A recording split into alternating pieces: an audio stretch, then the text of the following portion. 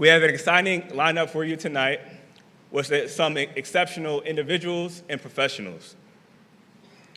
Before we begin, I'd like to express my gratitude to Regions Bank for sponsoring this event, as well as the Brothers of 100, as well as Townsend and Lockett and Prologis, as being also sponsors for the event.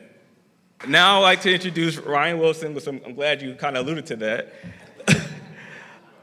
co-founder and CEO of The Gathering Spot, to give the welcome speech. And before we get started, I want to kind of give a brief introduction to you. This is that you got to understand and give him his flowers for all the work that he's been doing over these years. Ryan Wilson, the co-founder and CEO of The Gathering Spot, is a visionary entrepreneur and recognized thought leader. His transformative approach at the Gathering Spot has redefined the art of networking and making the club a vibrant hub for collaboration, connection, and experiences. At the age of 24, Ryan and his business partner successfully raised capital to launch The Gathering Spot in Atlanta. More than a club, TGS is best understood as a movement hosting culturally significant events, making meaningful connection, and fostering groundbreaking ideas. Ryan's strategic vision propelled the club's physical expansion to Washington, D.C. and Los Angeles, and further growth with membership communities in New York City, Detroit, Charlotte, Houston, and Chicago. Ryan was named the Small Business Person of the Year by Atlanta Business Chronicle, listed among the 40 under 40 honorees and the 100 most powerful leaders.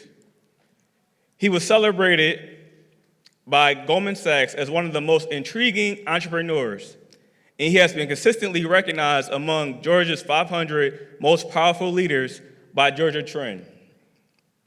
Just last year, the mayor of Atlanta awarded him the Phoenix Award, which is the city's highest honor.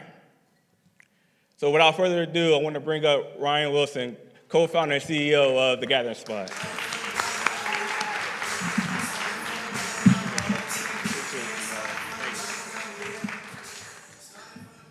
Hi, everybody. How are y'all? I appreciate that introduction. Look, y'all, I work here. That's the way I describe. Folks ask me what I do. I'm like, I have the privilege of working at The Gathering Spot. It's been 8 years since we've been here. And look, there's too many stories to talk about. But the thing that I am thinking about most these days is just us, celebration of people. This thing opened with 128 members, and I was 24 years old with, I almost said $1 in a dream, but it was like a couple quarters and a lot of ideas. But what happened after that is our community really came together to make this place possible. It's something that I will forever be grateful for. We're now in growth mode, right? We built clubs all throughout the country and are doing this, right? Like I was in this room a couple nights ago. We lose this history and context a lot of times, but like what we're doing right now was considered illegal for much of this country's history. Just gathering, black folks in the same room. We can't take it lightly, right? And there have been recent moments that like have really brought that into perspective after what we called The Gathering Spot and could not gather for what felt like an eternity a couple of years ago. But the community stayed together and we made it possible, right? So today's panel and set of conversations about business are near and dear to me. Y'all, I don't want to be doom and gloom, but we're in a very, very sensitive moment. If I look just even over the last couple of years, right? Look at where we were at 21 and 22. We were coming back outside. Student loans were frozen. PPP loans were moving. Inflation was low. Interest rates were low. Folks were talking about investing in black-owned businesses. Here we are 2 years later. DEI must die. The rent is way too high. Interest rates are up. Student loans are back on. PPP is long gone. Liquidity is not in the market. We're having a harder time. We were talking about years ago, it was hard to raise money. It is harder to raise money right now than it was even just a couple of years ago when it was already tough. We have got to stay focused during this time around coming together to make sure that our businesses not just like survive, right? That's the low barrier, but really go on to thrive. This season to me is not about starting a business. When we started this journey, that's what it felt like everybody was talking about. Start a company, get your LLC. And you saw all those folks on Instagram saying the same thing. Get your LLC and make $100,000. And look, no disrespect, that every business starts somewhere. But this season is about scale. We've got to get our businesses to some higher heights. Stat that's haunted me is that 96% of black-owned companies don't employ anybody. 96% of our businesses don't employ a single person. Again, don't say that as a point of critique. I say it as a point of emphasis and something that we have to really work to rally again to solve. If you think about the consequences of a community not being able to employ itself, it's scary. We don't have options, right? The thing that I love about what happens to us after high school is that we have optionality. You can attend a PWI or you can attend an HBCU, right? The market is forced to compete for us. But if you think about the job market, that same competition doesn't exist in the same way because we essentially have to go work at PWIs. Again, not a point of critique, something though that we have to acknowledge. If we had more black-owned companies at scale able to employ people in our community, the impacts, this is what research is showing us, the impact we would be able to feel. It would have an impact on our schools. It would have an impact on our neighborhoods and things that we are chronically talking about as problems. Those things, to me, would be in many ways alleviated. And we're having this conversation again in the context of a neighborhood where the median income is in the mid-20,000s. Some of the outcomes that we want to see happen, some of the things that you're going to hear talked about on this panel, start with us getting serious about scaling our companies. I heard from one of our investors a long time ago that there's only really two ways to make money in America. You either got to start something or invest in something. And I believe in it. We've got to start some stuff and we've got to be invested in things. And we're in a moment, y'all, where there's opportunity out there, but it's going to take us being creative about getting to that opportunity. I might not be able to buy a house, but we can buy a house. I might not be able to start a business, but we might be able to start a business. Right? I might not be able to purchase that product, but we can purchase that product together. It's going to take being that specific. This is a thing that I'd be up here all night. There's a wonderful program, so I'll be quiet and get off my soapbox. But welcome to TGS. If you want to know what this place is really about, it's not about the walls of this club. I've actually never been fascinated with the space part of this. There's a lot of places with tables and chairs. I'm deeply fascinated about what happens when we come together as a community. When people that shouldn't have met. The youngest member is 21, the oldest is 92. I spend most of my days trying to either figure out how to connect people that wouldn't have met or to find information that is not easy to find and getting it to the people that can do something about it. That's what the Gathering Spot is here for. So we're in a very specific season. We're in an election year, as you know. We don't shy away from engaging in the topics that matter with the people that matter. So call on us. That's what this room and all the other ones that are here were built to do, for us to connect and build. So as much as we are a private club, see us as a community asset. That's how I want us to be recognized. This is a place of communal building, of connection. And you might have heard here recently, I think I stopped counting the days, but this is day 100 and something. We reacquired the company, 100 some days ago. Thank you. And I'll end here. Look, we're back. I'm working on this thing like I'm no stranger to work, but we're working right now with, it's like first album energy, first project, it is I'm working like we're trying to produce our first movie again, right? Because this time in our community requires that sort of intentionality. So thank you for everybody, past, present, and future, that's been a part of this thing. We would not be here without you. We know that and have always known that. This community, especially Atlanta, made everything that folks say about the Gathering Spot possible, and we have a lot more work to do. So I'll see you soon. Thank you for the invitation to be here tonight. Enjoy this panel and this conversation. It's important work. Sorry, hold on, 1 minute. My bad. The Emerging 100, I haven't had an opportunity to say this publicly. To all the brothers that are a part of this organization, thank you for the work that you're doing. You could be doing anything. You could be anywhere with your time and talent, and you spend time bringing us together and engaging youth and everything that's going on around in our community. I personally appreciate it because, again, that's not the image. When people talk about us a lot of times, they don't think about this sort of work. So thank you to this organization for the work that you're doing. I'm proud to be able to say that we're hosting the event tonight. All right, see y'all later. Thank you.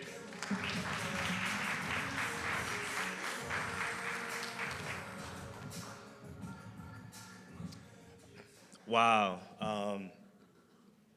That's a great speech. And kind of one of the themes that I got from it is, group economics, right? The importance of us coming together, connecting, building, to be able to go forward and creating a better opportunity for our communities in the future. Without further ado, next up, we wanted to introduce our moderator for tonight. So our moderator for tonight is Christopher Gilmore. Chris Gilmore is an experienced corporate attorney practicing with Townsend & Lockett in Midtown Atlanta. He serves as partner and chair of the firm's private equity and venture capital practice. Chris' objective with all of his clients is to help their businesses grow efficiently and effectively. Outside of his day job, Chris serves as a managing director and general counsel for the New Legacy Ventures as a real estate investment fund, and chief executive officer of Gilmore Investments. In addition to his passion for helping clients and personal business ventures, Chris has a passion for giving back to his community. He currently serves as a member of the board of directors of Quest Communities and a general counsel and a member of the board of directors of the Nosoro Foundation. And he previously served as the president of Emerge 100 of Atlanta, and as well as an active member of 100 Black Men of Atlanta. Please, round of applause for Chris Gilmore, our moderator for tonight.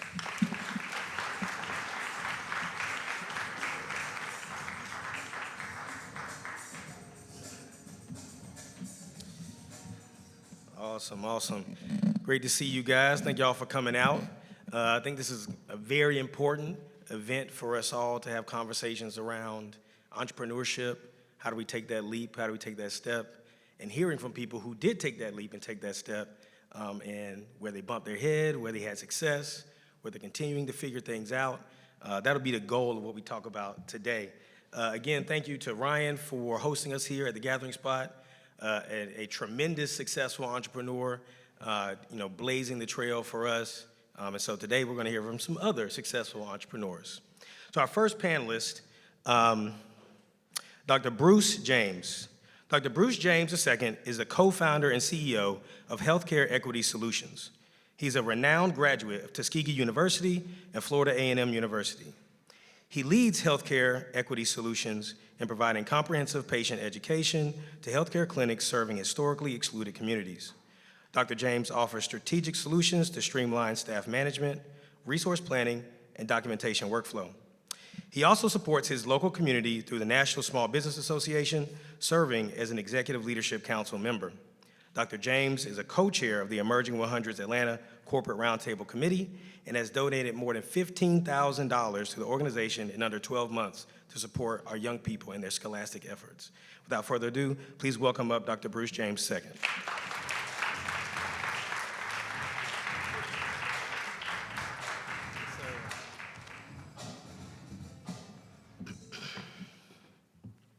Next, our next panelist is Insa Huger. Insa is a strategic business partner and accounting professional with more than 15 years of experience developing and implementing financial systems, strategies, processes, and controls that significantly improve P&L results. She is a serial entrepreneur and is passionate about educating and supporting other women of color in their pursuits. Insa currently serves as the Chief Financial Officer for the New Voices Fund. And she also is the co-founder of a boutique accounting firm here in Atlanta called Seed Business. Without further ado, please welcome Insa Huger.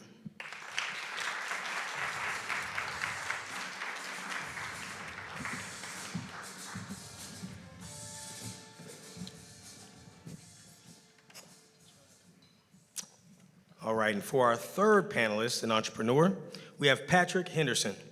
Patrick Henderson is a managing partner and founder of PLH Homes LLC, a luxury modern home development company.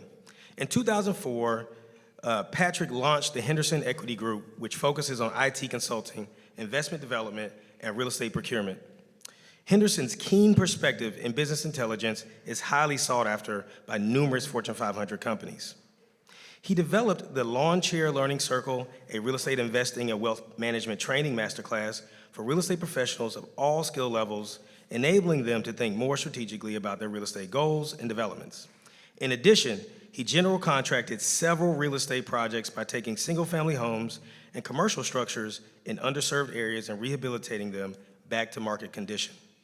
Now, Henderson spends his time as a premium modern home developer, delivering homes to athletes, entertainers, and C-suite executives. Without further ado, welcome our last panelist, Mr. Patrick Henderson.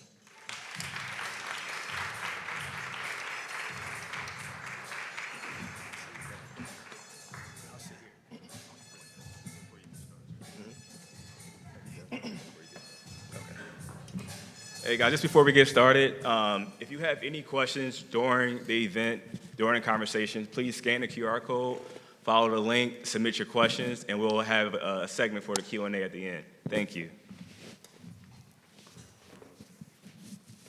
I love he stole a little bit of my thunder. I was going to get up here and give some ground rules. You know, it's not my first rodeo at moderating. So, you know, as people like to say, we're going to have a little bit of a conversation. We are going to have kind of a little bit of a dance here. We're going to have some questions, have everyone go through and give brief-ish answers, right? We all have you guys have a lot of experience, so, you know, each one of you could probably take up a full hour, so I'll say that as well. But then if you do have questions, obviously use the QR code. We will have a Q&A session for us to jump into it. So just to get started, I know I read everyone's bio. You know, we got a little brief snippet of who you are, but very briefly, I would like you guys just to run down of, you know, the elevator pitch. If someone's like, who are you? And you had to introduce yourself. Who are you? And how did you get started on your entrepreneurship journey? We'll start right here, bro. Start me. Well, good afternoon. Thank you, everybody, for being here. Good afternoon. I'm Dr. Bruce James II, founder, CEO of Healthcare Equity Solutions. At Healthcare Equity Solutions, we're a boutique healthcare management consulting firm that functions primarily under two main verticals, health and human services and emergency management. At Healthcare Equity Solutions, we have a tagline, emphasis on equity. That means we seek out opportunities in underserved areas and marginalized communities to provide access to value-added services.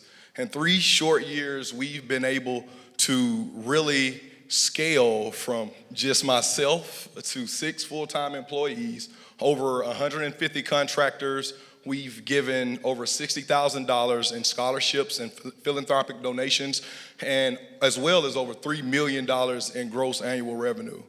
It's a pleasure to be here with you all tonight. It's a pleasure to share this stage with such amazingly credentialed individuals, and I'm excited to share insights around my journey. I gotta go after that.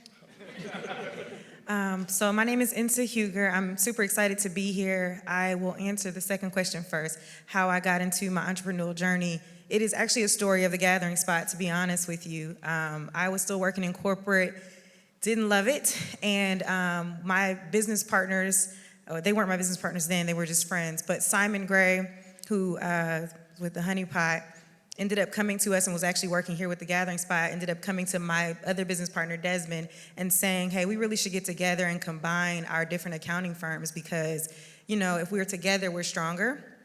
At the time, he wanted to really focus on the Honey Pot and needed to transition his clients to other people.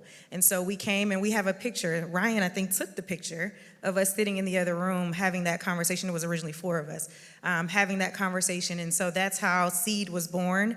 Everyone loves to think that Seed is something really transformational as a name and that it has something to do with capital. That's really not it. The story was we wanted something with our initials. And so it's Simon, Insa, and Desmond, but I do twice the work, so there's 2 E's. So that's really how the name came to be, and it just worked out. In terms of who I am, Seed's tagline is growing together, And that's really what I focus on. Is I left corporate America because I wanted to do things that allowed me to help others grow. I wanted to take the information and knowledge that I learned working for other people on their dime and give it back to the people who needed it more. So that's who I am, and that's how I got here. And so, Patrick Henderson, so I'm another Tuskegee grad, came out of Tuskegee as well. And my original background is in IT. So I went to school, wanted to become a pilot, switched my degree midway through, ended up going into computer science and business management. And when I left Tuskegee, I went to go back to California, where I'm from.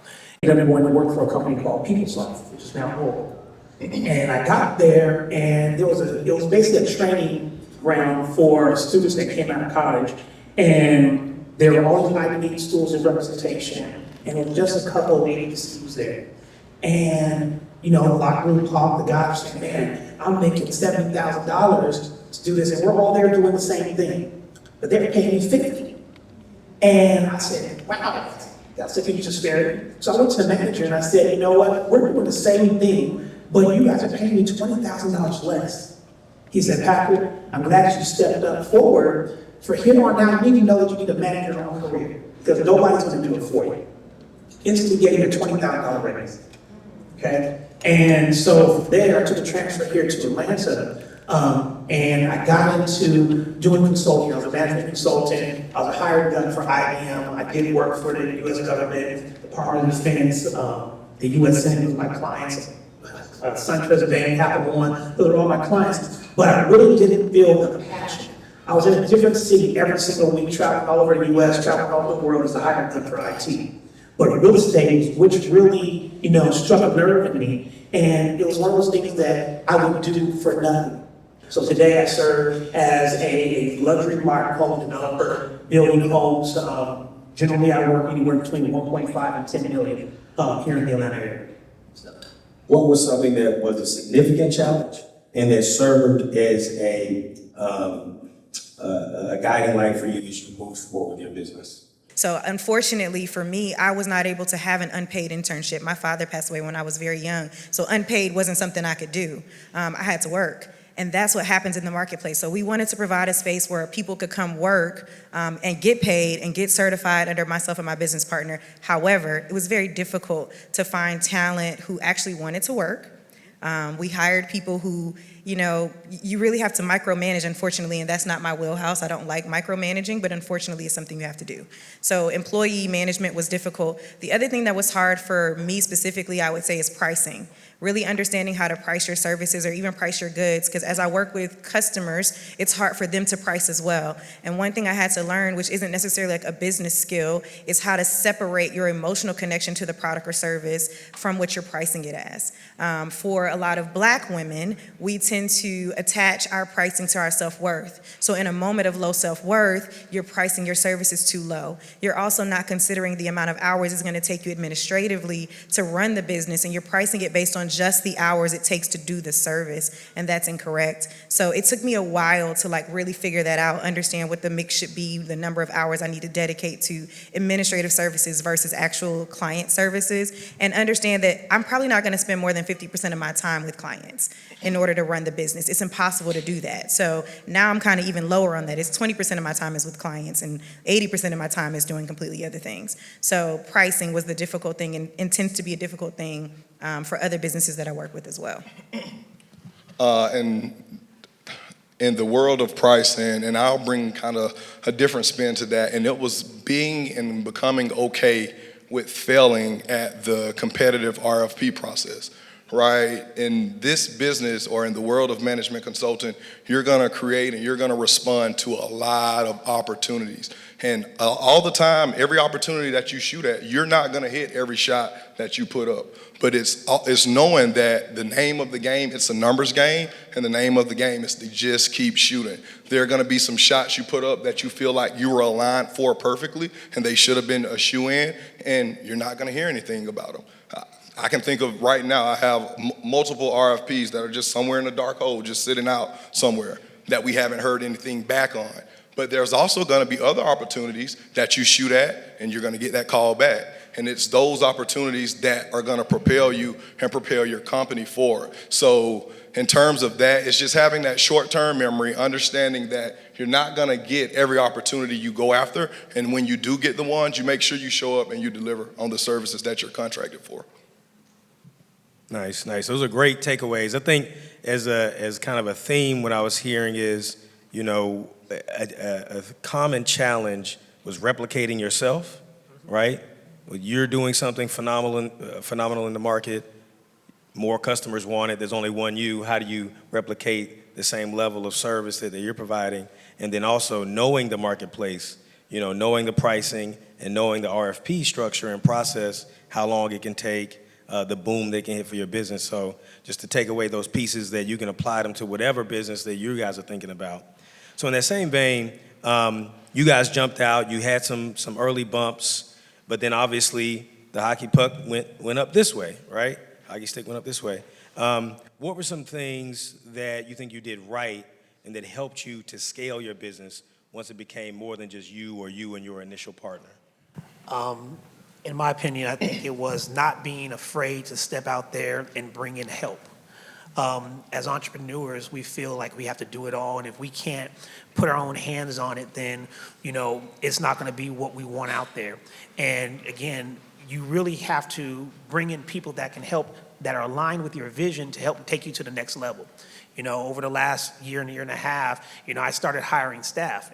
And that was scary for me, right? Having to be responsible for somebody else's well-being, making sure that their paycheck is there every single month. And but when I did it, it made sense all the world because the business was able to grow because it allowed me to go out there and do other things to work, on the business, right? So it was very essential. Yeah, I would say something similar. The divide and conquer for sure. One of the best things I could have ever done was not start by myself. Having Simon and Desmond were great. But even in that, we're all finance, accounting professionals, so we realize that there's still a level of a blind spot because we're all coming from a similar space in terms of our education, so we wanted to diversify. I would say overall, not just the people we work with, but my partnerships in general are what made it successful. Knowing that I could reach out and ask people questions and they would tell me the truth. My mentor is sitting in the audience, she go where I go. I literally can ask her anything and she's gonna tell me the real answer. And very, very tangible nugget. I left my employer, and I'm a transparent person, y'all gonna see. I left my employer making somewhere in the 100,000s and literally maintained a relationship with them where I ended up doing what I was doing as an employee, as a contractor for 10X. Year 1 and 2. And so that was the most successful part of the hockey stick for me, was realizing no, I'm really good at this. You still need it. How do I figure out how to do that? And so pivoting in a situation like that, keeping the relationships, even though I was leaving, and there was a negative reason why I was leaving, but I didn't make that the main thing, right? I'm leaving and that didn't go well, but I can still have relationships with the other parties at the business who control these contractor relationships to make that work, and then hired people underneath me to do the work because I didn't want to do it anymore. So ultimately, that was the best thing for me, is to stay in relationships, stay in connection with people, and get past the emotional portions of it. This is money, so. No, and I can echo everything that you all just said. And I would say, in addition to that, just identifying pain points, right? When we think about scaling, identifying the things in your business that you know aren't going right. And once you identify that, you present a solution for it. If you see that a process isn't as efficient as you need it, offer a solution for it. Or if you're not the person to figure out that solution, find that person. To their point, bring on the right people that share your vision, that share your goal, that want to see the company move forward just as much as you do. And that way you'll be able to move forward as a team. And to Patrick's point, it allows you, the CEO or the person who's in charge, more time to work on the business instead of working and getting bogged down in the weeds and in the operational parts of the business. Awesome. So one of the reasons typically that a business needs to actually scale their business is because you're getting more customers. So what are some approaches that you guys took to understand your customer market and to acquire more customers as you move through your entrepreneurship journey? We'll start here with you, Dr. James. Okay, I would say really, like you said, understanding the market and understanding what's out there for you. I know in the industry that we work in, there are a lot of certifications that you can obtain as a company that makes you a bit more advantageous as a vendor, right? It's understanding that, and it's going out, seeking those, acquiring the certifications, and essentially doing the work that it takes to position yourself well for whatever opportunity it is you're preparing yourself for. And I would really double down and lean on those certifications, because I know a lot of times it's policy for certain cities, for certain states to have certain requirements on different contracts. I know with certifications as the MBE or SVOWB, it's different certifications like that. Different counties, different states, they have written in their policy that they have certain minority targets, certain targets for disadvantaged businesses. And it's leaning into that and switching that around and using that to your advantage. I would say in terms of customer acquisition, Melissa Butler says this all the time, keep the main thing the main thing. And I have to remind myself that often. And what I mean by that in this specific context is that a lot of times when you're trying to, you have to decide if you're growing or scaling, right? Growing sometimes does not mean growing profitably. You can just be trying to grow your top line, and in certain instances, that's fine. But scaling means to grow in such a way that you still maximize profit, and there's a difference. So for me, keep the main thing was focusing on our customers, because I could cast a wide net and get a lot of customers. But when you're servicing customers that don't fit your vision, it's expensive. It's expensive in your time, it's expensive in your marketing dollars, and it's expensive in your humanness. Like, I'm tired of talking to you. We don't align, so it just doesn't make sense. So I had to start go big to go small, or go small to go big, basically. Decide who this very small target group of customers are and how do I reach them, and then start to expand from there. So at this point, we don't advertise, we don't market, we don't even really look for new clients, because I ended up meeting individuals who work in venture capital and private equity who are working with those small companies, and we did such a good job with a few small companies that they said, I really wish everybody's books look like that, or I really wish I had your insight when we go to invest in these companies. And it just became a natural, symbiotic relationship where my firm was doing that, and then eventually I ended up taking over to become CFO. So really what it was for us was focusing in on what we do very well, getting rid of the noise and not doing any things that we don't do well, and deciding that some customers are not for us, and that's okay. My thing is understanding your niche and perfect your craft. Okay, one of the things that kind of helped me get to where I am is that I really honed in on one specific area and I tackled it, right? I am a modern home luxury builder. I come from California. My goal is to bring that outdoor space, that modern luxury where you're at a home, you feel like you're at a resort. That's the goal, okay? And there's going to be bumps in the road. But how do you adapt? How do you pivot when you hit that bump, right? And that'll allow you to be able to build upon that and fail forward, right? So don't be afraid to fail is one thing. But when you start talking about getting new clients, I'm at a point now where I build in a certain specific area and the clients come to me. So I'm at a point where I can turn down certain business because I've kind of perfected that particular niche. So just in a small subset is just perfect your craft, perfect your niche, and figure out how to build upon those mistakes that you made in the beginning. I guess an overall theme that I heard there is, to become an expert in your area, become an expert amongst and with your clients, and your clients will become your marketing department. Real quick, I'll add, I think something you guys made me think of something that I did as well. As an attorney, all of our work is professional services, client-based. But early on in my career, I did a lot of VC work, a lot of venture capital work. And I wanted to make sure, when I went to these events, here at the Gathering Spot, a bunch of other places, I would see all the black tech community, and really there weren't that many black tech lawyers. There still aren't. And so I said to myself, I bet I'm the only one that's a lawyer at a big law firm that does tech work that's here every time they have an event. And so when everyone would come and they would, dress down, you do the cool tech thing, I would dress up. I said, look like the lawyer. And then it became that, oh yeah, that's the lawyer dude over there. That's the lawyer dude. And then at a very early age, in maybe a third or fourth year, I had a book of business because so many people were calling me, because I understood that customer acquisition piece, at least for that niche that I was looking to acquire at the time. So again, that customer piece can look very different for your services piece. I wanted to just add that in. All right, I got my questions on my phone, so let me just pop these back up. All right, we talked about scaling. We've talked about customer acquisition. Now, another thing that I always put out to my clients, I say, all right, they come to me, okay, you got a $100,000 business right now, great. Have you ever run a $500,000 business? Have you ever run $1 million business? Have you ever run a $10 million business? Have you ever run a $50 million business? That is a primer to say, what are you doing to better yourself to be the CEO of this enterprise, right? And so as your companies have grown and scaled, how have you grown and scaled your personal skill set to continue to be the CEO of your companies? I would say, me personally, I've been seeking opportunities. I've been able to serve.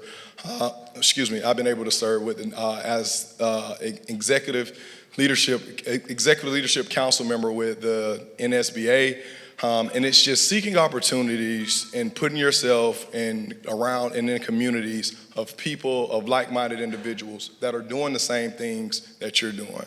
Right, because as your company grows, as Chris just mentioned, you're going to have to grow and you're going to have to work on your professional development as well. So you can't bring a new program into the company if you don't know about the program. You can't bring new professional development opportunities to your team if you haven't been professionally developed yourself. So it's just really getting out there, seeking these cohorts. I'm in an executive leadership cohort through the National Contract Management Association right now. And it's those types of opportunities, being with peers that are doing some of the same things and that allow you to continuously develop yourself, continuously develop those key skills that are absolutely imperative to you running your business every day and passing that along to your team. Because what's the use of you going and getting this professional development and you growing and you not sharing that backwards with your team to have them grow with you? Yeah, I would say two things. One, my friend circle changed. So my friend circle developed. The people I'm around have something to teach me every day. You spend a lot of time with those people, so you have to be sure who they are and what they have to offer you. And it's not transactional at all. I'm not asking questions every day, and they're not asking me questions every day, but just by osmosis, you take in a lot of those things. So my friend circle just naturally changed. It wasn't something I specifically set out to do. And the other thing that I do is every January, it's the only time of the year I'm not entirely crazy. So the first 2 weeks of January, I'm usually not in the country or somewhere else. I'm somewhere with my phone turned off most likely. And so I spend that time deciding what I'm gonna focus on learning that year. 3 years ago, it was technology. So I specifically went and found courses that taught me new tech and integrations and things. I worked in tech before, and so I wanted to get up to date on tech integrations. I spent that year doing that. The next year, I did Bank of America and Cornell's program, Women in Entrepreneurship, because I specifically wanted to understand how entrepreneurship is different for women. This year, I'm in Columbia's CFO program and Columbia's VCPE program cohorts. So every year in January, I decide what that's going to be, and then I plan it. That 2 weeks is spent planning, not just the educational goal, but my financial goals, my relationship goals, everything in that 2 weeks is this is the plan. And then when I get back on the ground, it's all hands on deck. We're executing. And to that point, I also decide if I'm the person that needs to learn it. Because sometimes the thing that the business needs, the skill set they need, I'm not necessarily the person to learn it. I learned early on, one of my managers told me that, if you teach somebody something that they're not good at, you're gonna spend hours and hours and hours teaching them for them to get marginally better. Whereas if you teach somebody something they're already naturally adept at, they take those same hours and it's exponential growth. So I have to recognize the areas where I am the person to learn it versus where someone else is the person to learn it. And that's one thing that my business partner and I often do, my mentors and I often do, and we talk about that, you should go take this course, not me. I'm happy to help you pay for it if that's the thing that is a financial burden, but I know that you are gonna pick it up and what you bring back to us will be invaluable. I'm gonna struggle through this because this is not my wheelhouse, but you're gonna get it and it's gonna be meaningful and you're a part of my community. So if you go learn it, we'll all be better. So that's one of the things I had to really stop and do, because at one point, I think we've all said this, I wanted to do it all by myself, and that's a failure. And I had to understand that even in education, you can't do it all yourself. We can get 1,000,000 degrees, it won't mean a thing if you don't really know how to apply it, if someone else is the person to do it. For me, it's about exposure, right? Exposure and being in the building. What I try to do is be around like-minded individuals and people who are smarter than me. One of the things that I try to do is put together a cohort of other builders and developers. You know, I have Anthony from AD Designs. He's in the building. He's my architect, right? Chris, he's another cohort builder. And what I do is I do workshops across the country. I do them twice a year. And what I do is I bring about 30 builders, developers, real estate agents, attorneys, accountants, et cetera, together. And we go to a different city. And we get a chance to bring in people to learn about our craft. We bring in vendors, you know, from different stones, different tiles. We go to all these workshops, and then we go out there and we get exposure. We look at the different houses in the different parts of the country. We look at how people are doing things different, so we can bring those things back and perfect our craft here in Georgia, right? And so it's all about exposure and putting yourself in an uncomfortable environment, and that will allow you to get out of your comfort zone and propel yourself forward. So that's how I do it. Love that. Awesome. Those are all some great strategies. And again, I'm throwing out the theme that I'm hearing. One is that just never stop learning, right? Whether that's while you're on the clock or off the clock, within your friend circle, your community. Some people call it your personal board of directors. And then also just actually still enrolling in a class, right? It's never too late. All right, so we've talked about scaling, we've talked about market fit, we've talked about making money, doing all these things. You guys sound really, really busy. It sounds really stressful, right? Now, in today's world, everyone's all, kumbaya, how do we have our work-life balance? So I think the word is thrown around a little too much, but how do you take care of you when you're going through these changes in your life, right? You look back 3-4 years ago, your life today is not what it was then. How do you, maintain who you are, and how do you, as a person, work through this entrepreneurship journey? I leave. I get out of the country. Get your passport. Absolutely. My hobbies are travel and sports, right? So I try to go to a sporting event, whether it's the Super Bowl or whatever the case may be. I try to get out and enjoy life, because you only have one life to live and your time on this earth is limited, right? So I try to at least enjoy the free time that I have, and really do it with your loved ones and people who you enjoy being with, right? And so all I try to tell people is, work hard, play hard, essentially. Yeah, I got to piggyback that. I started the last answer by saying I'm gone. There are specific times of the year that most of my friends and family already know I'm going to be gone, and either you're going to go with me or you're going to leave me alone. Those are the two times. That's it. Those are the two choices in that time. And so I'm really specific about that. I try to really not answer the phone, not take the phone if I can, and separate from others and be intentional about that. And that's the other reason why your friend group may have to change, because the people who can go with you are going to be different. And so that's important. We work sometimes during those trips, but we kind of keep it specific to, like, we're going to do this on Monday. Every other day, we're not doing it, right? But, it's important because you need to balance it. And then I also just honestly, I have a business coach and I have a therapist. I think those are things that we need to be open and honest about.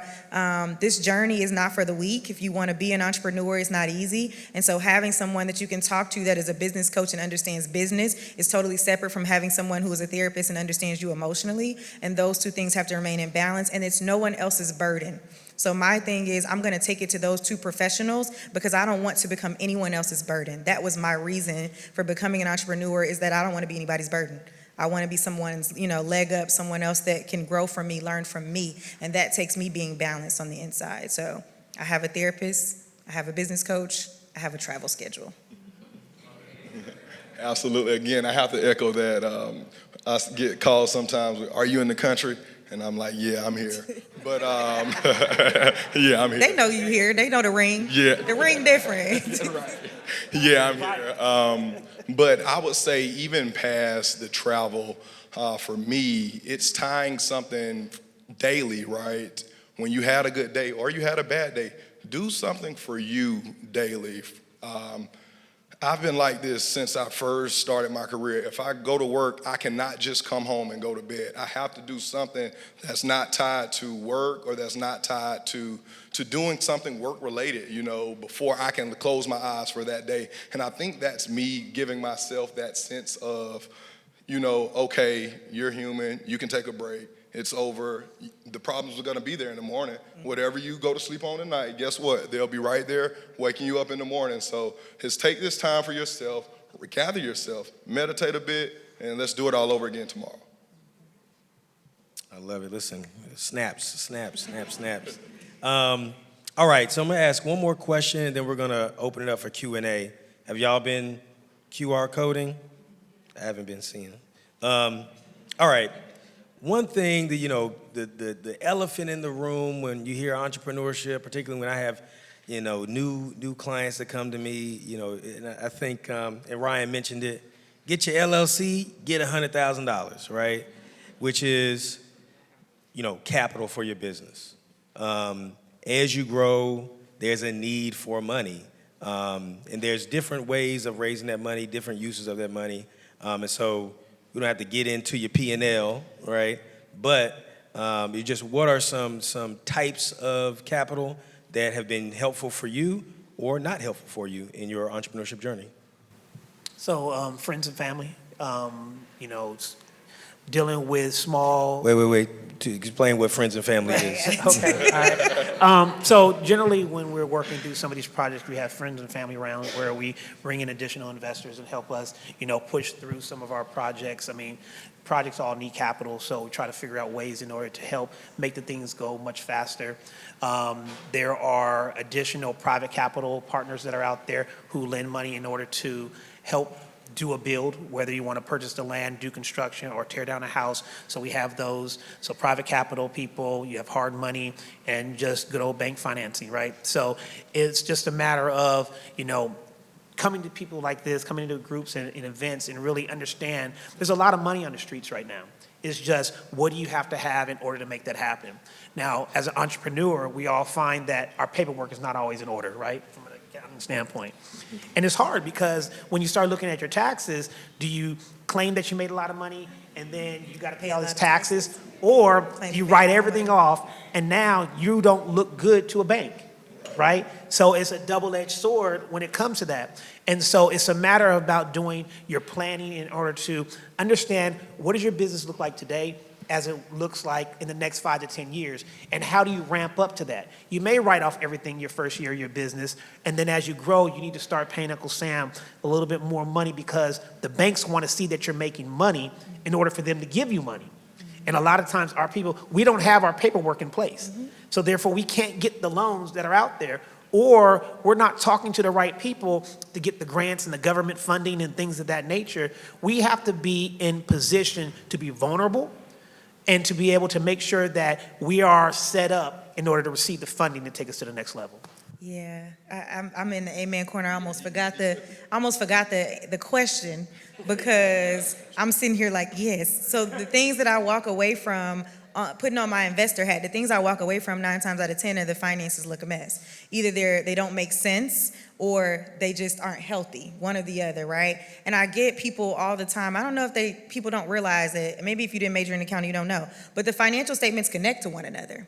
So if you give me 4 statements that don't tie to each other, I have started to ignore you. I am no longer paying you any attention because either you're lying to me or you don't know your business. And in either case, I don't want to give you my money, and neither does a bank. So one of the things that I tell people early on in terms of getting investment is you got to have your books in order. You need the right people, and you got to have your legal house in order as well, because I'll pass on something where you don't own the formulas, you don't own the IP. What am I buying? Like, I'm buying you. I could just employ you. I don't need to buy that. That doesn't make sense. So understanding your finances is number one in that. The other thing that I think through often is deciding whether or not you're a small business or a startup.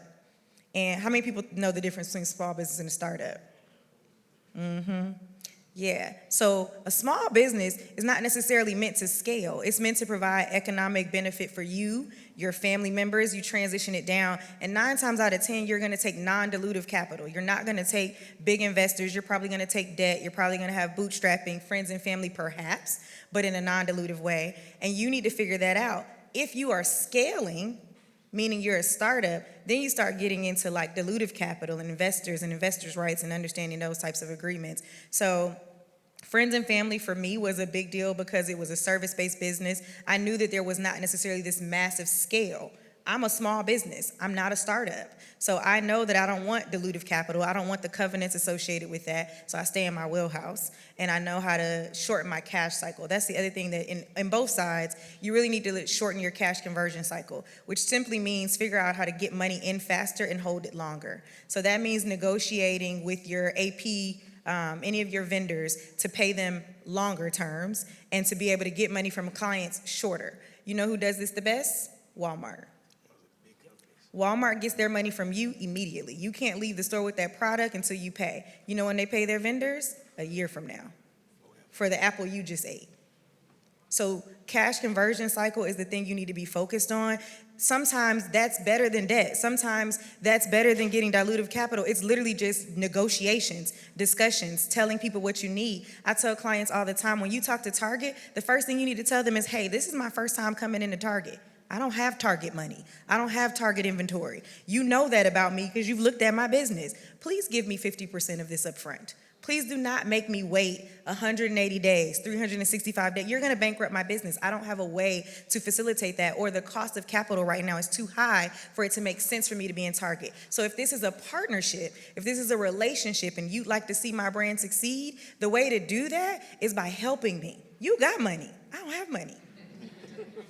So shorten that cash conversion cycle through conversations and other ways to basically turn the cash over faster. That's applicable to any business, services, end product, big or small. If you shorten your cash conversion cycle, you will be better off. Absolutely, they hit the points. They hit the points. And I know for me, we're a small business and not a startup, so we haven't went through a traditional funding round. But the key takeaway here, y'all, is if you're starting a business, have your financial house in order from day one. As somebody who's just 3 years old, my business is just 3 years old, that's some of the advice I would have gave my younger self. Have that accountant on board day one, not when the contract money starts coming in. You need them there because you need to plan for that money. And that's a big piece of entrepreneurship that's not talked about enough, is you have to plan to make money. I know people think like, oh, I'm just gonna make a whole lot of money, but you need to plan for making all of that money. And not having that financial house in order, when you start your business, you can't just create a business account and go get a bank loan tomorrow. They 9 times out of 10 wants to see that business established for 2 years. So it may be in your best interest to have some accounts just aging, right? If you know you want to start a business and you're not quite there yet, maybe go open an account tomorrow and just let it start aging. Because by the time you do work out all of the logistics, everything that you want to include in that business, you'll have an account that's ready to be funded, that they've seen some real transactions in, that the underwriters can look at and say, okay, yes, we can fund, or give this person a loan. So the takeaway here is having that financial house in order and doing that sooner than later. Can I triple down on that one more time? Okay, so the other thing that you need to understand, because he just said the first couple years the bank isn't going to want to fund you. Most people aren't going to want to fund you. The thing that you need to have in order is your personal finances, okay? Because the first few years, I'm relying on you to fund this business. You are guaranteeing this business, whether legally or just anecdotally. You are the reason I'm funding this business. So if your house is not in order, then I won't feel comfortable funding that. It also may be a reason to have partners. Partners don't always mean they got to actively do something with the business. Partners can purely be financial because they got their house in order. The bank would actually give them some money. So you need to think about that when you're starting a business. If you have not had your own personal house in order, and then I'm looking at your taxes, what is going on here? I'm not going to do it. So it's both your personal finances. Until you get to the place where the business can run on its own and stand on its own, your personal finances will come into play. Even now, I'm 7 years in. There's still certain things that happen that they're going to look at my personal finances to make sure that I'm not running the business into the ground or using the business to fund my own life. So personal finance, not just business finance, to make sure that you're stable. Listen, we gotta clap it up for this answer. These are great answers. One of the kind of key takeaways here that I would say is, even though INSA's business is in the financial world, Patrick and Dr. James is not. However, you heard them go down the rabbit hole on the finances. If you're going to own a business, you need to know the numbers. It isn't that, the numbers are whatever, and no, the numbers are the business at all times. One of the things that I talk about with my clients, particularly similar to Ryan's comment, is I get that comment very often. We need to start a business, and we're going to do a friends and family round. And to give a little bit more context on what friends and family is that when you go out and you raise money from the marketplace, there's these kind of terms for the type of individual that you're raising money from. And typically the least regulated, somewhat a safe harbor-ish, to raise money where you don't have to do as much disclosures is friends and family, individuals that you know already who are willing to give you capital in exchange for equity or exchange for some type of contractual right and invest in your business. And so that's why usually people raise money as a startup. The first round is friends and family. But they come out the gate and say, I want to raise money, friends and family round, which is an equity transaction. Well, I say, well, you heard some of the things. I know they use a lot of jargon up here, but some of the comments were about getting money from a bank, leveraging your partner, the balance sheet, equity through someone investing. Do you actually understand how you can bring capital into your business? The only option isn't the one that you saw on IG of raising some round, the one that you saw on the newspaper. That is what they call dilutive capital. When that money comes in, they own a part of your business. That is not the only way to get money, right? There are a lot of other business models, and also remember this, when someone is giving you money, that is a business model. It's a right. Yeah, they believe in you, sure. They believe that within their business model, you will be a good product, you are a good customer for them, right? Their product is cash, right?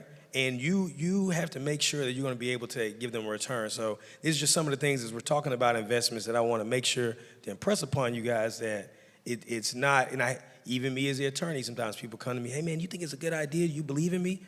Yeah, man. But can you pay the invoice when it comes, right?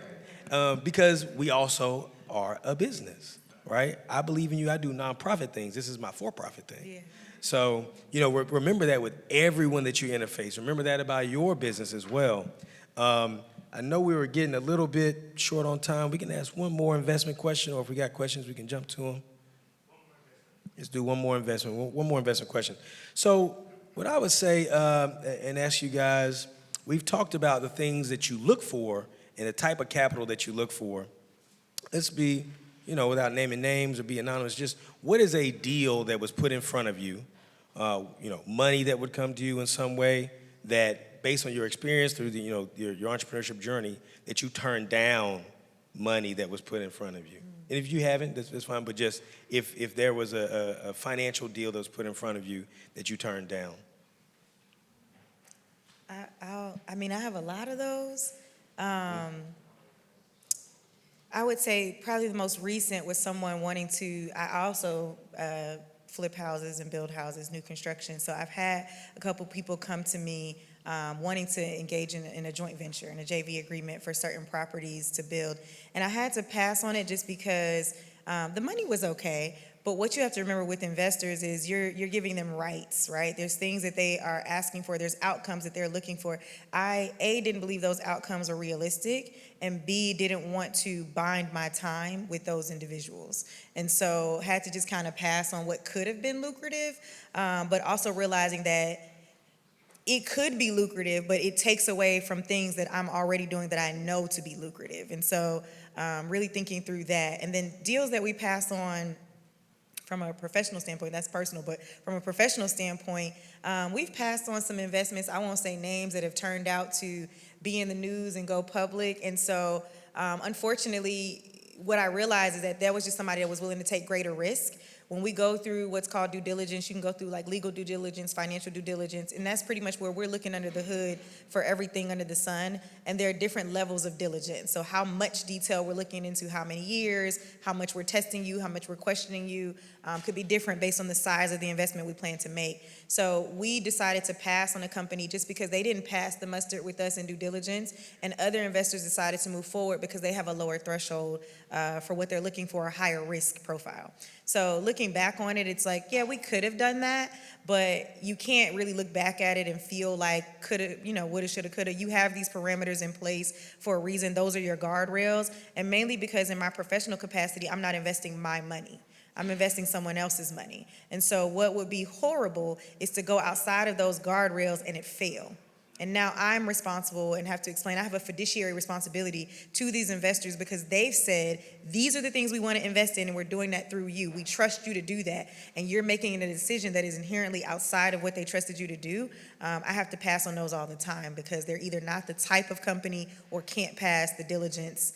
Apparel companies come to us all the time, high-end fashion.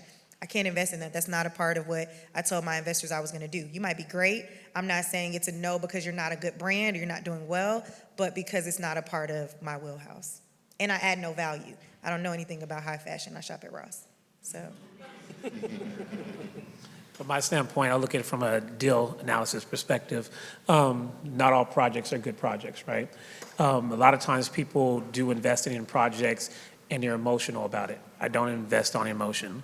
Okay, when a deal looks good, we can make $100,000 on there, or we can make $500,000. It doesn't mean that it's a good deal.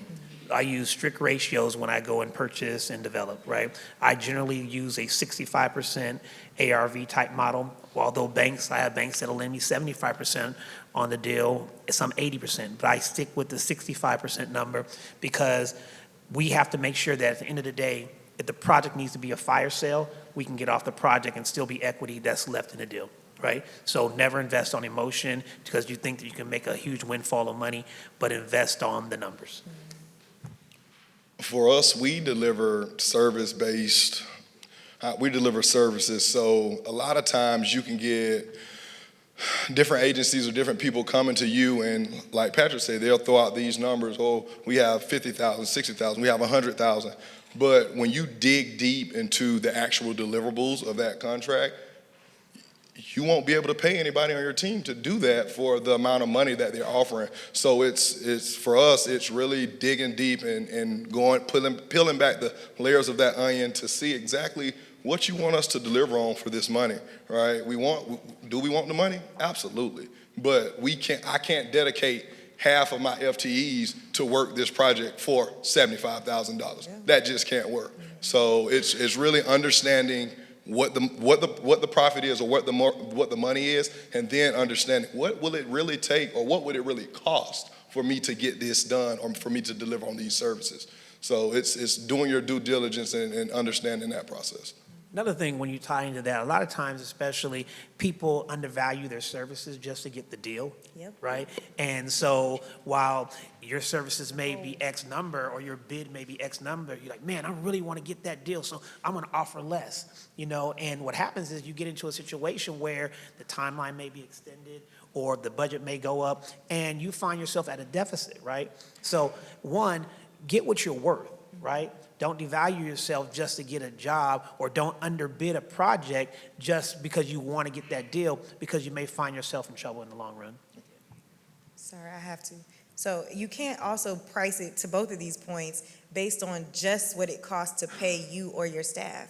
You got to pay the house, right? So one of the things you have to start doing is building wealth in your business, which means you got to pay the house on every deal. Pay the house first.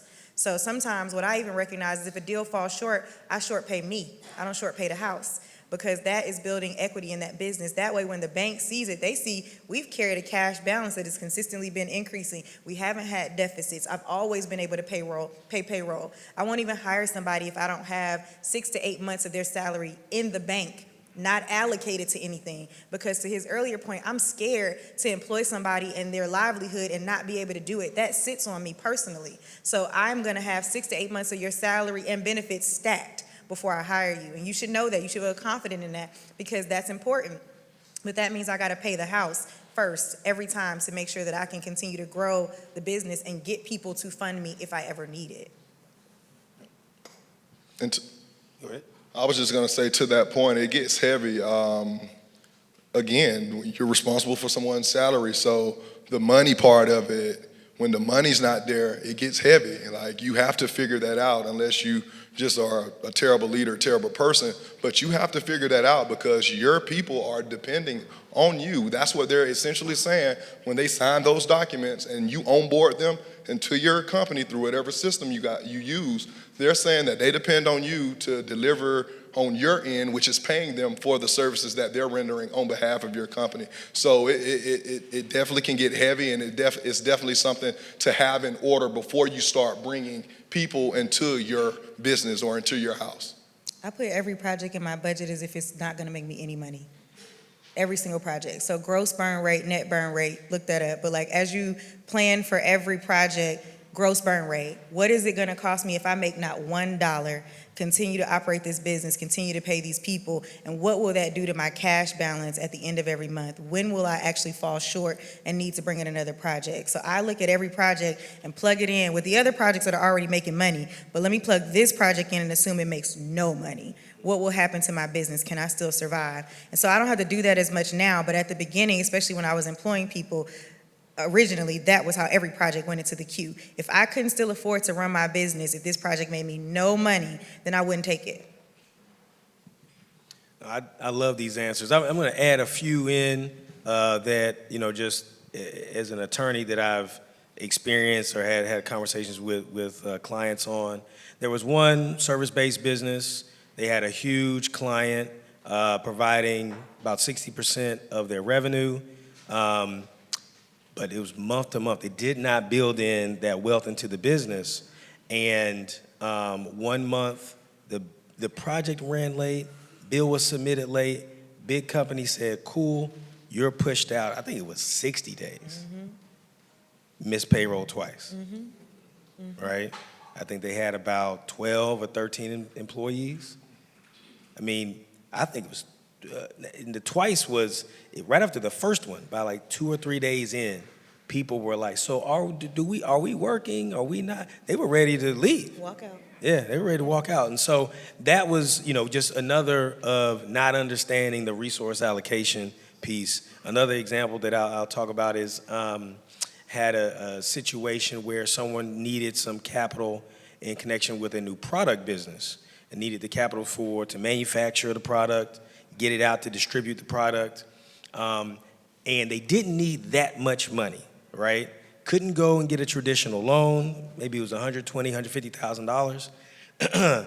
The deal they had is you ran through all the numbers, all the provisions, and you mushed them together. I said, I think you're paying this person like $1 million back for $150,000.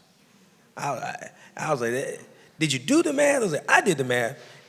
They were about to sign this.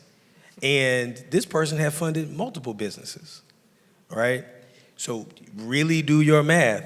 This person was like, man, I just need my break, right? I just need the 150. I've got everything lined up. I've got customers, people want it. I've got online orders, right? But if you don't understand the provisions and your actual financials of what you're signing up for, you can be signing up really the death warrant for your business. With respect to the financial partner that you got in bed with. And then you call us on the back end, the lawyers. I get the call sometimes, people are like, how do I get out of this? They slide me the contract. I'm like, I don't know, but we call the bankruptcy people. I don't know what we're going to do. But those are just two other examples I want to throw out there. I know we want to jump to Q&A. Well, first, before we're not going to congratulations yet. Let's jump to Q&A. What we got? Good evening, good evening. Pleasure to be in front of you all this evening. First and foremost, thank you to the panelists.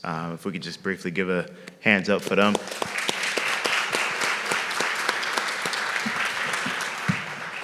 Yeah, as a personal business owner, the gems that you all have, bestowed upon us this evening is a blessing, so thank you. I now want to jump into the audience's questions. I will say that we received a number of them, so we won't be able to, ask each and every one of them, but we selected the most pertinent. So starting with number one, what are some helpful tips to know when crafting a business pitch? Oftentimes we think about everything else, but we don't realize that when we get in front of somebody who's willing to invest, what are the things we need to be kind of identifying and sharing with them? Yeah, I'll take that. So I think you need to be very clear about your product. And as Chris alluded to, I think we've always said it, you need to be clear about your numbers and what your ask is. What are you asking them to fund and why? I often have to tell people, you've got to determine what type of investor this is. Are they investing in you emotionally, which shouldn't be, but unfortunately it happens. Or fortunately. But are you needing to appeal to their emotions and what it is that they love about your product or service? Are you needing to appeal to them on the dollars and cents, like what type of person this is? So I prepare for all those different types of people so that I can pivot. But you need to be clear about your product. You need to be clear about how you plan to deliver it, the product or service. You need to be clear about your margins. People mess up with that all the time and they misquote margins or they don't understand. There are a lot of different types of margins. So you need to be specific or ask them to be specific in what they're asking you. And so just knowing your numbers and knowing what your ask is and what you plan to spend the money on. If you can't connect the use of funds that you planned into some growth for the business, like you should be able to tell me X to Y, right? You giving me these dollars means I can go do X and it will create Y for my business. If you can't take me X to Y, most times you've lost my interest. You've lost most investors' interest because they very much connect to an X to Y scenario. I jump in on that as well. I see a lot of pitch decks. One thing that always, and actually in a past life, I served on a panel where we approved startups for deferred services. So we were like quasi-investing. So we would actually like look at them like VCs. Your market, your attainable market, using a deck, they'll have some type of market. Oh, the world market is 10 billion, and then the US market is this, is that. I'm like, look, you have a company of you and your cousin in, Lawrenceville. Your market is North Atlanta. Correct. Tell me that number. Correct. Because you're telling me the US number, you're not selling anything in Seattle. Mm-hmm. I don't care, right? But not even that I don't care, to answer's point, when you have to look at a bunch of these, you go, you don't know what you're talking about. Mm-hmm. All right, next. Mm-hmm. I'm gonna let you finish because we have a 15-minute slot. But in my head, I'm like, what do we think about that last guy that was in here? You immediately tune out. So make sure, another one is stats in your deck. Make sure your stats are either your numbers or they are numbers from something that you can cite to. Too often I'll see just numbers and I say, well, what is this? Who said that? Yeah, you say, who says this? Who says that there's gonna be a 4,000% growth in this market in the next 3 years? Like, I thought you're lying to me now, So, make sure that everything's truthful, make sure you understand your market fit, and then, the use of funds is like really, really, really big. Yeah, sorry, one more thing. One thing I see in pitch decks often is that the numbers don't tie slide to slide. Yeah. So if you're having a discussion with me and like one slide said you made X amount of dollars in this year and you grew 2X, right? So say you made 100,000, you grew 2X, I'm expecting to see 200,000. When we get to the financial slide, you made 70,000, then you made 50,000. What? So to me, when I start seeing things like that, I feel like, Chris, you lying to me or you don't know your business. Right. So you can't say things that then don't make sense. Because if you don't give me financials to digest, number one, I'm gonna have a problem. But two, I'm gonna go through that deck, whether quickly or in detail, and find all the places that it doesn't tie or doesn't make sense. You're telling me a story that you think I want to hear instead of telling me the real story. There are chances that with people that didn't have good numbers, they didn't make the money that they thought they needed to make, I still would have invested because you were onto something. But because your numbers were all over the place, I couldn't actually ground myself in what the business was and what it needed, so I just passed. Because if you don't do the diligence, I'm not going to do it either. Yeah. All great feedback.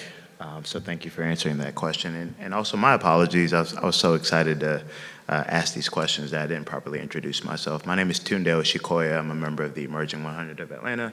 I co-chair the Health and Wellness Committee alongside Devon Bowler and Tony Price. So thank you all for having me. And we're just going to kick it to the next question. So we live in a world of technology now. It's always advancing. We have artificial intelligence, all these different social media platforms. What other marketing platforms are suggested for entrepreneurs outside of our basic social media? I work in finance. You said outside of? Outside of like TikTok, Instagram, Facebook, I guess what other marketing platforms, if any, that you leverage for your personal business or things that you might be aware of? So I'll take this a different way, just because platforms is a strong word. So I'm going to take that out. I'm going to say marketing channels, because I think the best thing, especially amongst most of us, is going to be like word of mouth almost. And I know that sounds old school, but it's real. So going into the actual events where your clients are going to be is probably the most beneficial thing you can do. Speaking at events that your clients are going to attend, becoming a subject matter expert or being seen as a subject matter expert, but really be a subject matter expert is important. So that would be, to me, the way that we've marketed when we wanted to do that, is to show up in the spaces where you're the most represented or where your clients are most represented, not necessarily platforms. Yeah, and I agree with the platform thing, because I think that one of the best forms of marketing is your work product, right? Have you performed good work? Those clients that you perform that good work for, they're going to talk to other clients. A client's best wish is to have a reliable vendor that they can go to, and that they know 100% without a shadow of a doubt that they're going to deliver on the services that they're contracted to do. If you can solve that problem for multiple clients, your business will be in an absolutely great place, and they'll call you back. From my standpoint, I'll go back to the trusted truth. If it's not broke, don't try to fix it, right? So for me, IG works well because it allows people to see something tangible about what I'm actually doing. There's a lot of people out here that are playing real estate, right? They're playing real estate. Playing house. And I really want to show you that this is what I do and this is what I know. I'm the subject matter expert in this field. And so with that being said, I'm going to show you how we go from A to Z. I'm going to show you how you acquired a lot and how you take that, go through permitting, go ahead and get it zoned properly, what you want to do, go through the construction phase, and then get it sold on the back end. I'm going to show that through pictures. I'm going to show that by showing you the events that I'm hosting that you really need to be at, right? It's about butts and seats. And so IG is old and true. It works for me. Yeah, I'll say two things. One, Patrick's IG is amazing. It draws me every time I see something. But two, I would add, the folks up here on the stage, we have, higher dollar professional services that folks are selling to the marketplace and luxury items. And typically with those, it's less about, how many clients that you have, because you can scale within a very large client. Whereas if you do have a business where you have thin margins or you need to scale through the number of clients, right? If you have like a SaaS model, technology, some type of software, understanding again, like the marketplace, your thing is you actually need quantity. And so you might want to lean into ads on Facebook, ads on IG, ads on LinkedIn, market research with respect to the eyeballs that are looking at things, because they do work. I mean, the Facebook ads, I believe, is like one of the top, I don't exactly know the term, like SEO or digital, ad spins areas. Because I'm just thinking about what that question was, is that just understanding that there's different types of markets. And so if you're selling high dollar services, I don't want to just have an ad that spews out there, because I don't need 1,000 clients. I need 5 really good clients that really, really need my services. But if you're selling $10 items, you need 1 million customers, and you need 10 million eyeballs, right? And that's a different marketing channel. So whatever type of business that you have, take that into account. I think the other thing is like your friends, your network. So I say no to a lot of stuff because it's not in my wheelhouse. People have assumed that I do a lot of different things. They don't really know what I do. So if someone comes to me and asks me something that I don't do, I have developed a Rolodex of people that I can recommend them to. I try to always give people at least 2 people, because I don't want you to take it as I gave you the one person in the whole wide world, and I don't want to be responsible for that. So I'll give you 2 or 3 people, but what ends up happening is those 2 or 3 people that I gave you, they give me to other people, right? They give my information to other people. So I try to be specific about staying in my wheelhouse and staying connected to other people, but that turns into marketing coming back to me in the same way. Yeah, I really appreciate that response. I think that's why the Emerging 100 of Atlanta creates spaces like this in particular, is that we have opportunities to network across with one another and just connect in a way that's authentic and transformative. So I appreciate that response. Last question for the floor, for anyone who would like to field this question. I think many of us are risk averse. So some of us have 9-to-5s and we're kind of hesitant to let that go completely. So what did that look like for you in terms of navigating that process, transitioning from a 9-to-5 to a full-time entrepreneur? Is the first part of the question. And then the second part of the question is like, what are some strategies that we can implement during that chapter? So not everybody goes my route, but mine was I leaped and grew my wings on the way down, right? That's what I did, because I've always been an entrepreneur at heart. When I was in grade school, I had a paper route. I used to sling newspapers in the neighborhood. I had the Kool-Aid stand. When I was at Tuskegee, I went to Pizza Hut in Auburn. I bought pizzas for $3, and I was selling them to the students for $5, right? So that was my MO growing up, right? I'm going to find out a way to make it. And so I jumped in both feet ahead, right? Doesn't work like that for everybody. For other people who that's not their MO, is plan it out, have a strategy. You talked about having some money in the coffers to say, listen, if it didn't work out, I have 6 months, I have a year worth of salary in the bank in order for me to step out. One of the things I did when I was in IT, I would work 6 months out of the year. Right? I worked 6 months on a client side. I'd be in Portland at Bonneville Power doing some consulting work. And then after that 6 months is up, I'd take that money and I'd invest that in working in real estate for the next 6 months. 6 months on, 6 months off. And so I had a game plan by which I moved. Yeah, that's pretty much the answer. So this is not a plug. It's a really, really a good book. So I wrote a book with 26 entrepreneurs, some of which are in the room, that is called Learning to Leap for this exact reason, because a lot of us left 9-to-5s and it's very scary. So to his point, yes, I stacked up about 12 months. I talked to my therapist every day for a period of time where she was like, I think you just need to quit. I think you just need to quit. And the craziest thing for me is that I actually didn't quit on my own terms per se. I thought I was going to get promoted. So I remember telling her, like, I'm going to get promoted to the role that I've been waiting on. And she was like, I thought we were quitting. What's going on? So like, I really just, she can't tell me what to do. So I'm just like, I'm going in here to get this promotion. And I was told in that meeting that I was responsible for 7 of our 8 accounting systems. This other gentleman was responsible for 1, and that he was going to be the director of financial accounting systems, and that I was going to work for him. And so that was the day that I was like, oh, no, I don't think that's going to work.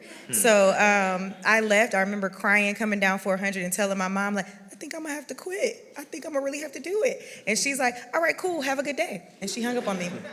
If you guys know my mom, the backstory on that is she's old school. Every time I've left a job, even with a better job in tow, she was like, you gonna leave that good job? So when she hung up on me, it was a moment of like, wait, what? I called her back. I was like, I think I lost you. Was telling you that I think I'm gonna have to quit my job. And she was like, yeah, and I hung up on you. Because what I realized is that every single time you've made a move, you feign fear. She's like, you're not really fearful. You're not actually scared. Just go. And I called my business partner, Simon, and he said, yeah, not only are you going to quit, you're going to walk in, you're going to pack up all your stuff before you say a word, and then you're going to tell them you're leaving. And you're going to give them a notice to be a contractor, not to be an employee for the next 2 weeks, because they need you. And I was like, they need me? So again, having the people around you that see you in a way you don't see yourself is super important when you're making that leap. And I had to tell everybody around me. I had to tell my family, look, I know you guys are used to me being the heavy and holding y'all down. I'm gonna need y'all to hold me down. I don't have it right now. Everybody else, we ready? We ready. So I had all my friends, all my family was aware of what I was about to do, and that made the process a lot easier because I'm thankful that I have a supportive network of people where I told them, like, if I don't get paid, guys, I'm gonna need assistance. And when I left, the job didn't pay me for 90 days. My last 2 paychecks and severance and vacation pay, they didn't pay me for 90 days. They were intentionally trying to stretch me out because we were negotiating a contract for me to become a contractor. So they were hoping that I would give in on some of the contract terms in order to get paid my salary. So I had to just really stand my ground and say, like, it's fine. I'm okay. It was not fine. I was not okay. But like, I had friends, I had family, and I did have like 6 months of salary. So I was like, it's only been 90 days. I can do 90 more days. But I would encourage you to read the book because everybody's journey to that is different. I'm a financial person. I'm risk averse. So I had to have a certain amount of money stacked away before I felt comfortable leaving. And I also wanted to know exactly what my soft landing was going to be. So I actually had 4 different deals that I was negotiating. They were one of 4. And so I just needed one of them to hit before I could leave. And as soon as one of them hit, and somebody else hit before them. So I actually was still sitting in the office negotiating an agreement without them realizing I had an agreement with Google and was ready to walk out anyway. But you just got to put yourself out there and try, but have whatever makes you feel safe. If that's a partner, if that's your family, if that's money, you got to know your safe space and make sure you have that. Absolutely. After hearing their stories, I guess I was the scary entrepreneur. So I led for CVS. I was with CVS as a pharmacy manager prior to starting my company, and I had the opportunity to lead a task force, the COVID task force. We all know how COVID came and really disrupted the way we lived. So I led that task force, did that for about 8 months. I had some friends over in the private sector. They had always gave me jokes about, yeah, you need to jump. And I'm like, no, I'm fine here. I'm loving what I do. We good. So I got ready, got serious about really making a move, but still was scared to leave my job. So I double dipped. I double dipped for probably 5 months. Since I had been promoted out of the pharmacy, so I was just managing multiple stores and multiple locations, but I'm back and forth to Virginia. That was our first contract. We had the state of Virginia COVID-19 turnkey vaccination clinics as well as turnkey outreach. So I'm flying back and forth to Virginia, coming back and forth, still working the job. And then it was like truly, what are you gonna do, right? You're being asked to get a promotion at CVS. You have this company now that you've put everything in at this point. What are you truly gonna do? Still scary, y'all. I took a leave of absence at that point. I still didn't quit. Took a leave, went on leave, and steady worked the business. The Virginia contract was ended, and that's what I was scared of. I was scared of when that Virginia contract ended, what was next? What did life look like then? A testament to what I've been telling you guys about doing good work. You do good work, they'll call you back.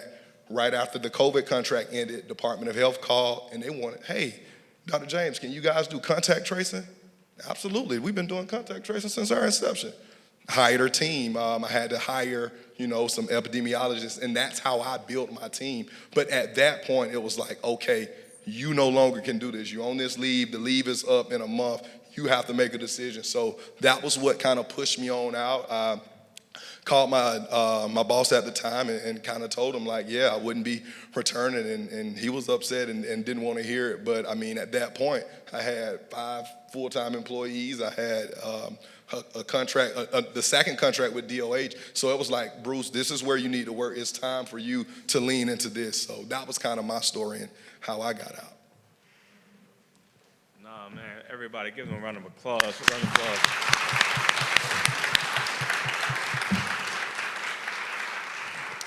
We want to thank you all for, again, being a panelist and moderating, Chris. This was a great event.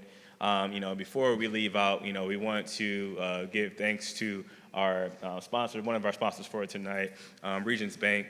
We're going to bring up Brandon Sherman, who is a representative for Regions Bank. Brandon Sherman is a vice president for Regions Bank. He's a community development, lending and investment partner for Regions Bank on the Southeast. Brandon has been in financial services industry for 28 years.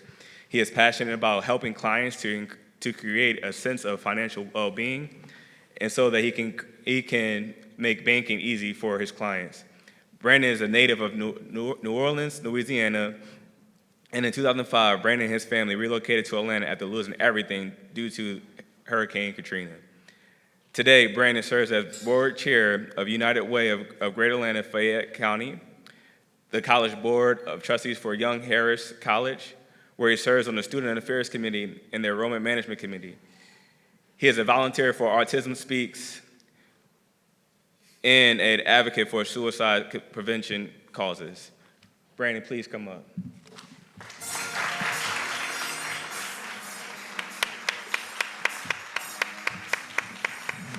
Are y'all still up?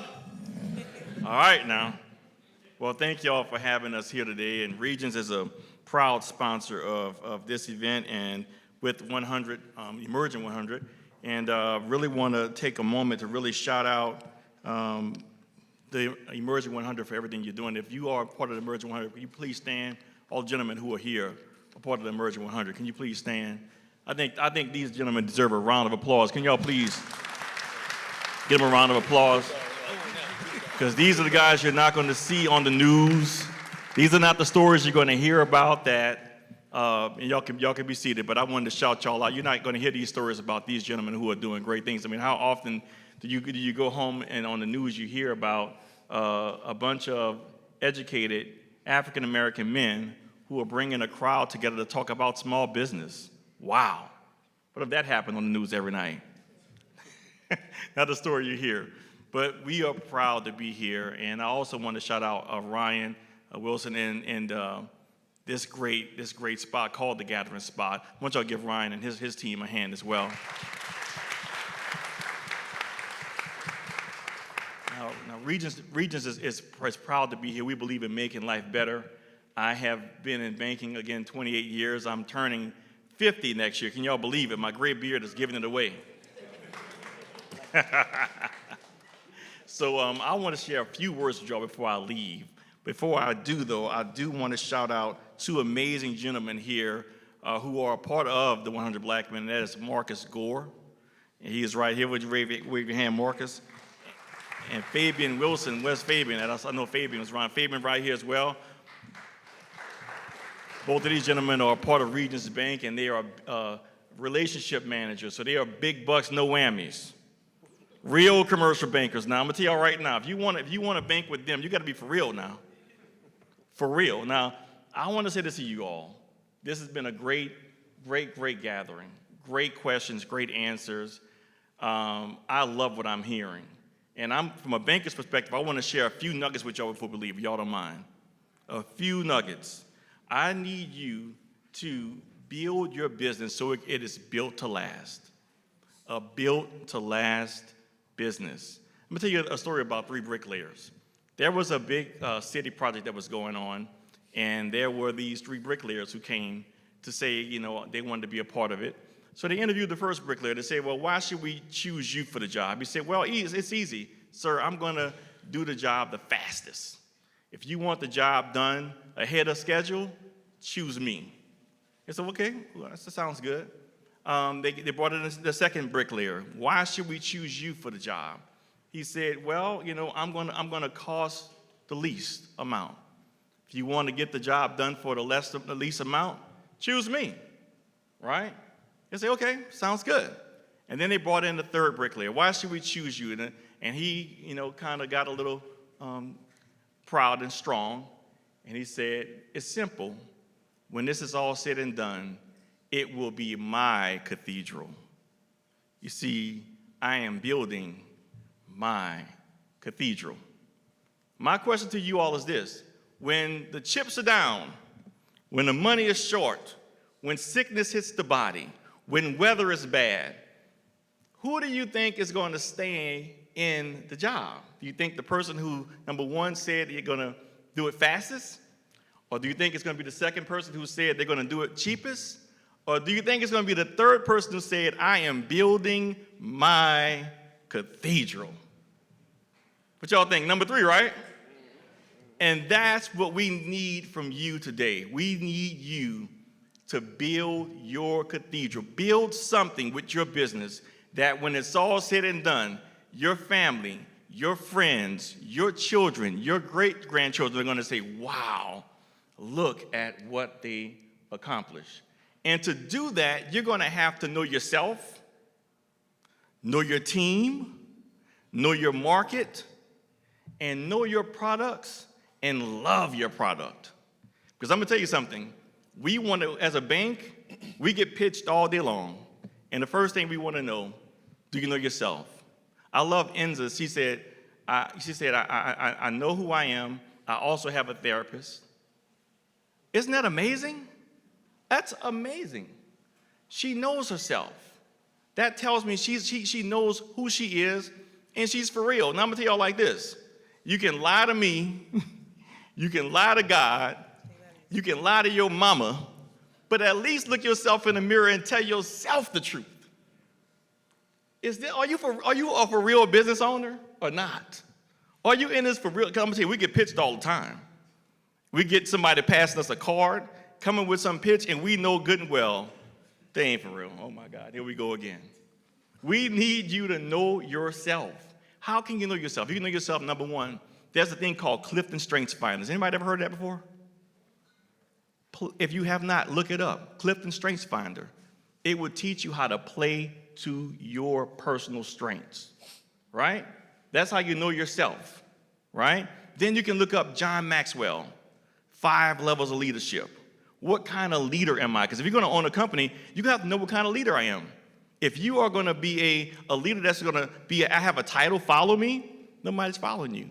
But if you're going to build a relationship with your teammates, they're going to have respect and trust, and they're going to follow you because you put something into them, right? That's knowing myself, right? Next, you got to know your team.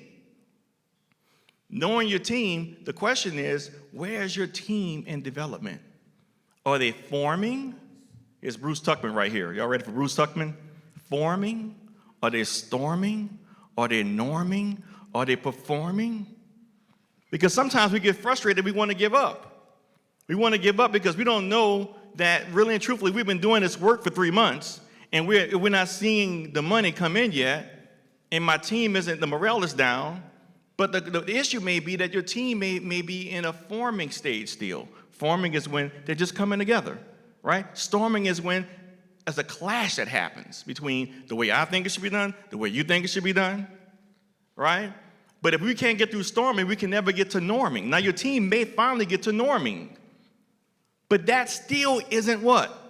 Performing. But you might be right on the edge of norming and performing, and then you give up.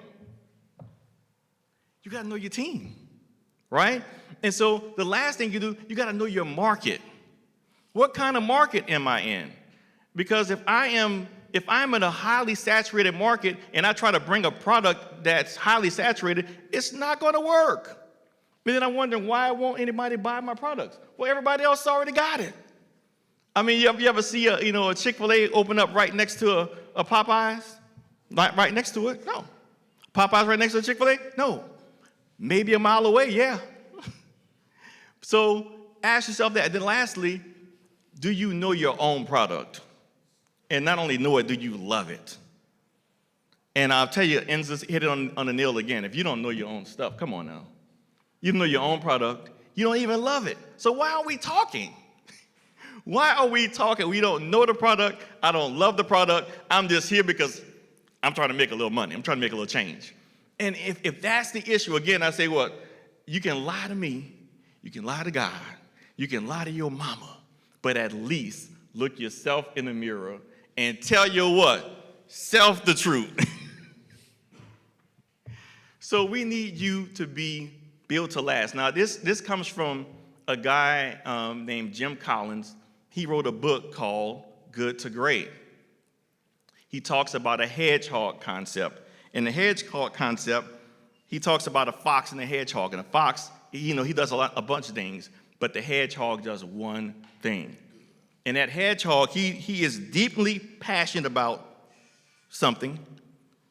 They believe they can be the best in the world at it, and they know that it can drive their economic engine.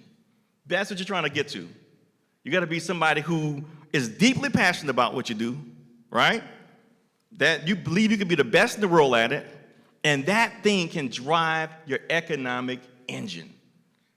And then it's not just where I'm going, but it's who is on the team. Right people on the bus, wrong people off the bus, and then the right people in the right seats on the bus. Lastly, you've got to resist the urge to quit.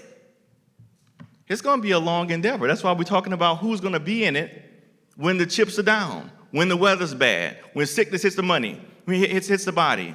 You've got to understand that your first year in business, you're going to lose money. How many of y'all know that? Anybody know that? First year in business, lose money. Second year in business, what? Lose money. Third year, break even. So that's why Enza said, I gotta have some money stacked up. Don't quit your day job, okay? Because if you quit your day job too soon, well, how are you gonna have medical benefits? If the new job can't cover medical benefits, don't quit the day job. Because you just shot yourself in the foot.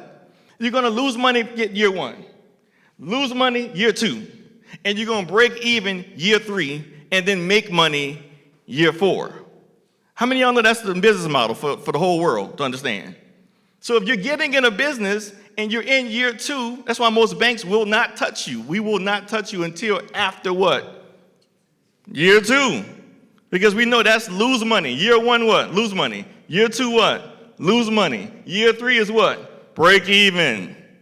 Hey, we want to see the break even.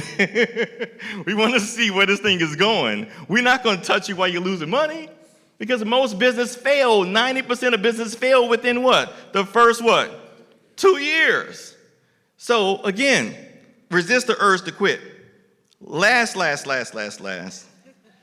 Scale. Everybody's talking about scale. We got to scale. I love that. That's great. But you got to scale based on who you truly are. You got to scale based on your true values.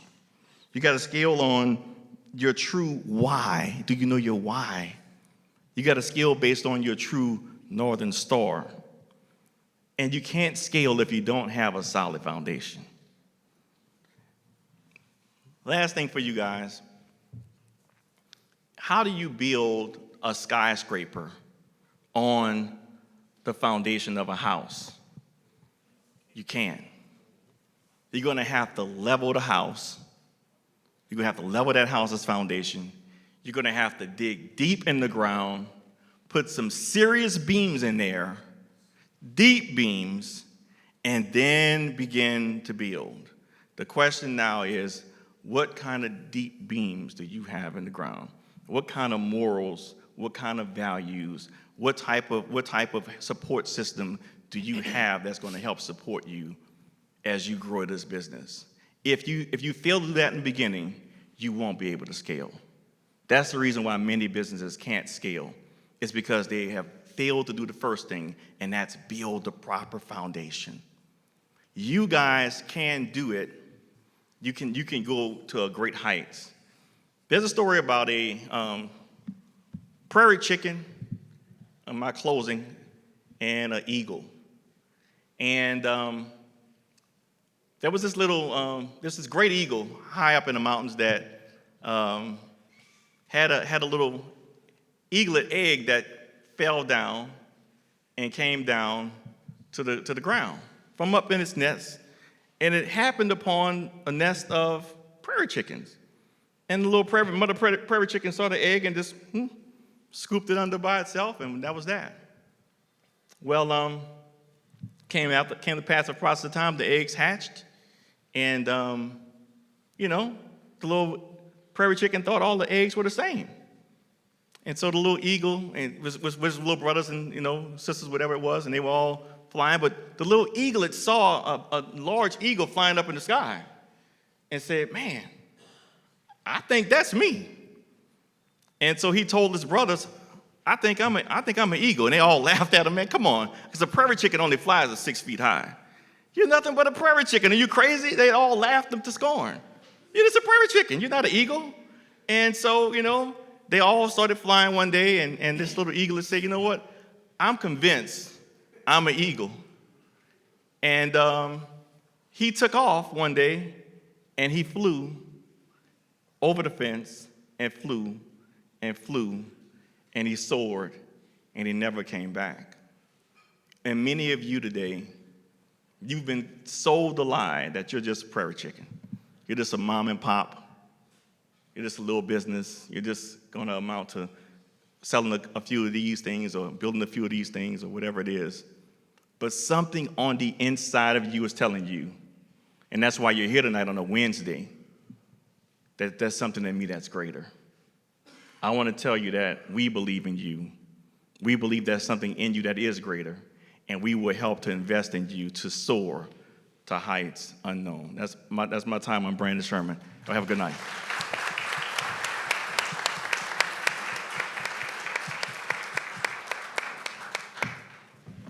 All right. How y'all doing? All right, y'all can do better than that. Yes, I'm one of them people. How y'all doing? All right, well, I don't want to keep you for too long, but I do want to say just appreciate you stepping out. We'll have some executive board recognition that we wanted to bestow on all of our amazing panelists. Give yourselves a round of applause, guys. Thank you so much for being here. And I'm going to ask two members of my executive board, our Vice President, Chris Scott, and our parliamentarian, Everett Easterling, to join me. And Brandon, if you could come back up with us, we got something for you. We didn't pay them to be here. That's how the event was free. But we do appreciate them taking their time out. So you can stand up and take pictures with the awards. Come on. All right.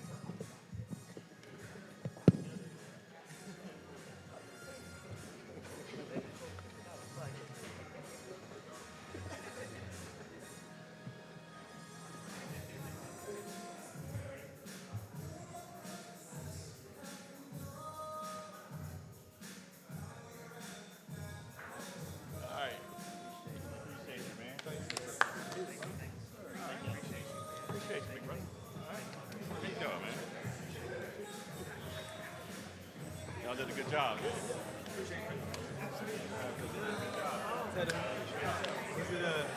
You got a cocktail hour? We try to do, large-scale social fundraisers that, we know the ticket prices have gone up in recent years, inflation. But we try to do those events so that we can bestow a benefit on children in this community, predominantly Black children. And we support about 200 college students here in Atlanta. Next month, we're going to give away about $60,000 in scholarships for some deserving college students. Thank you. We just made our final selections today, and it's going to mean that within the last 11 years, we've given away about $500,000 to students in this community to go off and do some great things. And we think it's so important because one thing that I think stood out so much about our panelists, and the IG scammers on, line might disagree with me about college being a scam, but all of you guys are incredibly credentialed, and you had, just this launching pad where you were able to scale yourself up, and when opportunity met a little bit of luck, you were prepared to galvanize on that, and we just want to say thank you for it. We chose these speakers because we understood, you heard the statistics, only 1% of people that might have been contractors are Black, 1% of people that were doing consulting are Black.